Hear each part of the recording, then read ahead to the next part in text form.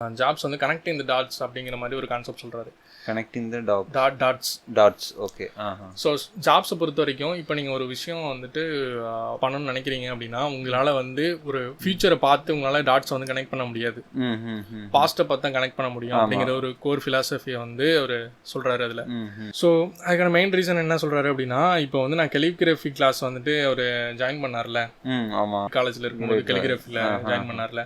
So கெலிகிராஃபியில் join பண்ணதுக்கு அப்புறமா அவருக்கு அது மேலே ரொம்ப ஒரு இன்ட்ரெஸ்ட் வந்துருச்சு. ஸோ அவர் கெலிகிராஃபியில் ஜாயின் பண்ணாமல் இருந்தாருன்னா மேக்ல வந்துட்டு மல்டிபிள் டைப் ஃபைசஸ் இருக்காது, ஸ்பேஸ் ஃபான்ட்ஸ் கடையில் ஸ்பேஸ் இருக்காது அப்படிங்கிறத சொல்கிறாரு. ஸோ இவர் வந்து நான் சொன்னேன் 2 டைப்ஸ் ஆஃப் ஃப்ரெண்ட்ஸ் இருப்பாங்க அப்படின்னு சொல்லிட்டு இவருக்கு. ஒன்று வந்து ஆர்டிஸ்டிக்காக உள்ளவங்க, இன்னொன்று வந்து இன்ஜினியரிங் பிரெயின் உள்ளவங்க. ஸோ இந்த ரெண்டுமே வந்து 2 குரூப் ஆஃப் ஃப்ரெண்ட்ஸ் இல்லாமல் இருந்திருந்தா இவரால் 2 விஷயத்தையுமே அண்டர்ஸ்டாண்ட் பண்ணியிருக்க முடியாது. ஏதாச்சும் ஒன்றத்தில் மட்டும் தான் ஃபோக்கஸ் பண்ணியிருப்பாரு. ப்ளஸ் ஆப்பிள் பொறுத்த வரைக்கும் அப்படின்னா இன்னோவேஷன் இருக்கும், plus attention to detail in terms of look and feel. Okay.